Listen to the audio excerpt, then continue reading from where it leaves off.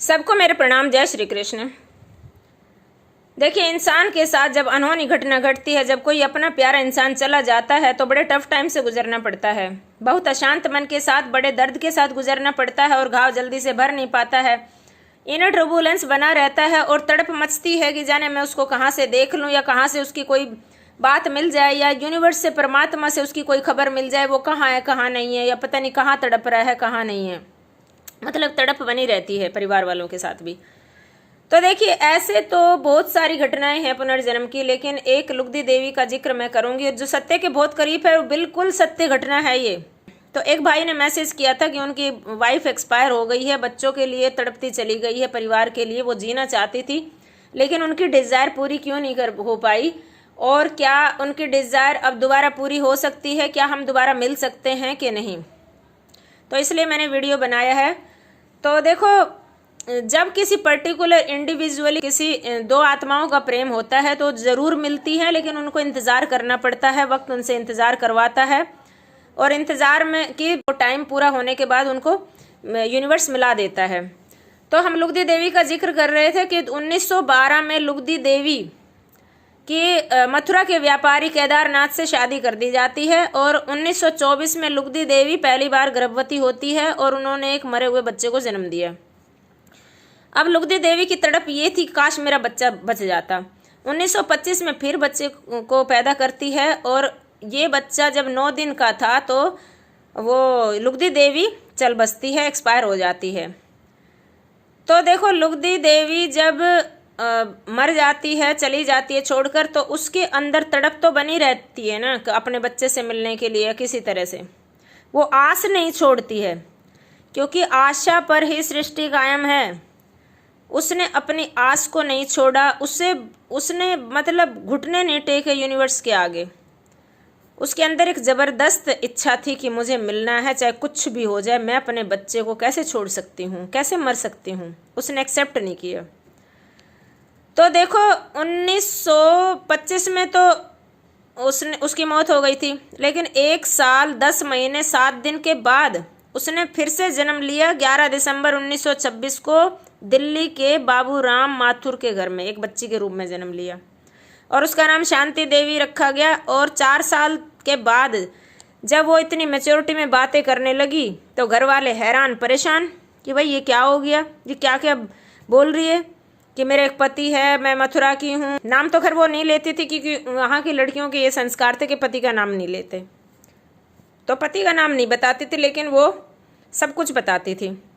फिर केदारनाथ चौबे उनसे मिलने आए और ये सारी घटना बिल्कुल सच्ची हुई, और अपने परिवार से मिली। तो उसका कारण ये था पुनर्जन्म का कि जब आत्मा शरीर को छोड़ती है तो देखो, उसके अंदर क्या है कि शरीर तो जल जाता है या शरीर पृथ्वी पर ही रह जाता है, ख़त्म हो जाता है। तो मन और आत्मा दोनों आकाश रूप में साथ रहते हैं। फिर मन घुटने टेक देता है आत्मा के आगे कि अब तू ही गाइड कर, तू ही संभाल मुझे। और जब तक शरीर के साथ रहता है तो ये अपनी मनमानी करता है। तो अब गाइड करती है आत्मा। अब आत्मा के हाथ में सारी कमांड आ जाती है, और इसी में जो है कि जो मन था उसके अंदर ही सारी यादें, जितने भी अनुभव, एक्सपीरियंसेस हैं, और जितनी उसकी बुद्धि है, सब कुछ साथ में जाते हैं, सब कुछ समा जाते हैं, और उसको सब कुछ याद रहता है। जब आत्मा की ये दोनों परतें साथ जाती हैं तो उसको सब कुछ याद आने लगता है, और डिज़ायर जब पूरी नहीं होती है तो उसको पूरा किया जाता है। यूनिवर्स उसको पूरा करता है। कुदरत ने ये कानून दे रखा है इंसान के हाथ में कि वो चाहे जैसे इंसान के पास जा सकता है। तो देखो, जब इंसान का जन्म होता है तो 3 गुणों को लेकर पैदा होता है। सतोगुण जो बहुत ही हाई लेवल के स्पिरिचुअल होते हैं, जो जिन्हें इच्छा विच्छा कुछ नहीं, कोई डिजायर्स नहीं होती। और एक होते हैं राजसिक, होते हैं रजोगुण वाले, जिनके अंदर अटैचमेंट होती है परिवार के लिए और नाम कमाने की, और इस तरह से भाई मुझे कुछ डेजिग्नेशन और काफ़ी सारी चीज़ें होती हैं, उनमें मोटी मोटी बता रही हूँ। और एक होते हैं तामसिक, जो ये बहुत ही ज़्यादा लुच्चे गुंडे बदमाश और कामी क्रोधी जो इस तरह के होते हैं, ये तो जानवर के रूप में जन्म लेते हैं। और जो राजसिक होते हैं वो घरेलू होते हैं और घर में ही जाकर जन्म लेते हैं। जो भोली आत्माएं होती है, भोली माँ की कोख को चूज कर लेती हैं, और जो क्रोधनी होती हैं जो वो क्रोध के ही उसमें चली जाती हैं, तो घरेलू के आसपास ही घूमते रहते हैं। तो लुगदी देवी की इच्छा पूरी नहीं हुई थी, उसे अपने बच्चे के मिलने की तड़प थी कि मुझे अपने पति से मिलना है, बच्चे से मिलना है। तो यूनिवर्स ने, परमात्मा ने उसकी डिज़ायर पूरी की और वो शांति देवी बनकर भी मतलब लुगदी के भाव में ही जीती थी और अपने बच्चे से मिली। तो भैया ने वो किया था, क्या मैं अपनी पत्नी से मिल सकता हूँ, क्या हमारी पत्नी दोबारा मिल सकती है। तो देखो उस आत्मा को वहाँ जाकर मतलब तब तक इंतज़ार करेगी। मेन उस आत्मा पर डिपेंड करता है कि वो क्या चाहती है।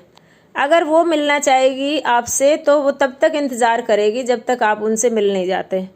और अगर उन्होंने आशा छोड़ दी कि भाई तुम अपना परिवार संभालो और मैं अपना रास्ता, क्योंकि कई बार मैक्सिमम जो सोल्स होती हैं, आत्माएं होती हैं, वो अपना रास्ता नाप लेती हैं, क्योंकि सबका मन चंचल तो साथ में जाता ही है। सबको अच्छी जब संसार की मृग मरीचिका दिखाई देती है तो मैक्सिमम इंतजार नहीं कर पाती है। कुछ लोग 8 साल 10 साल भी इंतजार कर लेते हैं, कुछ 100 साल इंतजार कर लेती है आत्माएं, जिनको प्रेम होता है। प्रेम में बड़ी शक्ति होती है ना, तो जो प्रेम वाली आत्माएं होती है वो इंतजार कर सकती हैं। लेकिन जो थोड़ी चंचल होती है, जिनका मोह नहीं होता है, चलो छोड़ो तुम अपना रास्ता नापो और हम अपना करते हैं, तो वो दोबारा जन्म ले लेती हैं और आस को छोड़ देती हैं। लेकिन कुछ आत्माएं इतनी मतलब उनके अंदर पेशेंस होता है कि नहीं मुझे अपनों से मिलना है, उनमें प्रेम इतना ज़्यादा होता है, प्रेम हाई लेवल की वाइब्रेशन है। तो प्रेम के आगे यूनिवर्स को भी घुटने टेकने पड़ते हैं और उनकी उस डिज़ायर को पूरा किया जाता है। 2 परतों के साथ जब इंसान जाता है, मन और आत्मा के साथ, तो जो उनके सारे अनुभव, सारे एक्सपीरियंस, बुद्धि, मन वगैरह और अनुभव और सारी जितनी भी यादें हैं, सारी वो सब कुछ उनको याद आ जाती है और अपनों से मिलने की उनकी जो है इच्छा को पूरा किया जाता है। तो भगवान कृष्ण ने भी कहा है कि इतना समझ लो कि मृत्यु जो है एक दरवाजा है और उसके अंदर जाते हुए आत्मा पुराना शरीर छोड़ रही है और दूसरा जो जन्म ले रहे हैं तो उसमें से निकल रही हैं, तो ये जो है पुराना शरीर छोड़ के नया शरीर धारण कर रही है और सब एक दूसरे के घरों में घूम रहे हैं। बस एड्रेस ही नहीं पता है कि कौन कहाँ का क्या पे है, लेकिन वही आत्माएं दूसरों के घर में आ रही। कुछ तो आत्माएं क्या पड़ोस में ही जन्म ले लेती हैं और कुछ अपने घर में वापस आ जाती हैं, अपने ही बच्चों के जन्म ले लेते हैं, और कुछ जो है 100-250 किलोमीटर के आसपास ही जन्म लेते हैं, जो राजसिक तत्व होते हैं, जो रजोगुण वाले होते हैं। और जो सतोगुण वाले होते हैं वो महान आत्माएं होती हैं और महान कार्य के लिए जन्म लेते हैं। उनको कोख भी महान चाहिए, उनकी जो माताएं होती है वो बड़ी सात्विक होनी चाहिए, बड़ी ही स्पिरिचुअल होनी चाहिए, तभी जन्म लेते हैं, इतनी जल्दी नहीं और किसी महान ध्येय के लिए। तो देखो हर इंसान अपनी माता उसी टाइप से चूज करता है जैसे उसके गुण होते हैं, सतोगुण, रजोगुण और तमोगुण। जो तमोगुणी होते हैं तो वो तमोगुणी के घर में ही जन्म लेंगे। जैसे तमोगुणी माता होगी, जैसे कि कामी क्रोधी जो होते हैं तो वो तो देखो जानवर वानवर बन जाते हैं और जितने भी छिपकली, जितने भी पशु पक्षी जो भी हैं वो सब योनियों में चले जाते हैं, क्योंकि वो बस वही खाना खाते हैं, सेक्स डिज़ायर पूरी करते और पड़े रहते हैं, तो यही चीज़ें पूरी करते हैं। और बाकी जो है ना कि जो रजोगुण होते हैं, जो सब कुछ हर चीज़ उनकी बैलेंस होती है, सामाजिक भी करते हैं, अपने घर परिवार का भी ध्यान करते हैं, ड्यूटीज़ पूरी करते हैं, तो वो सब रजोगुणी होते हैं। तो उनको मौका दिया जाता है दोबारा से इंसान बनने का। ऐसा नहीं है कि सब लुच्चे गुंडे बदमाश सब जितने भी हैं सब इंसान बन जाएंगे, नहीं जी। ये कुदरत का है कि जो जैसा इंसान की डिज़ायर होती, जैसे उसके अंदर होता है, तो उसी कर्म के आधार पर उसको जन्म दिया जाता है। और वैज्ञानिक रिसर्च भी बताती है कि हर चीज़ एक एनर्जी है और एनर्जी कभी नष्ट नहीं होती, इसलिए आत्मा अजर है, अमर है, आत्मा कभी मरती नहीं है। जय श्री कृष्ण। वीडियो अच्छी लगी है तो शेयर कर दीजिए, लाइक कर दीजिए और नए हैं तो सब्सक्राइब कर दीजिए।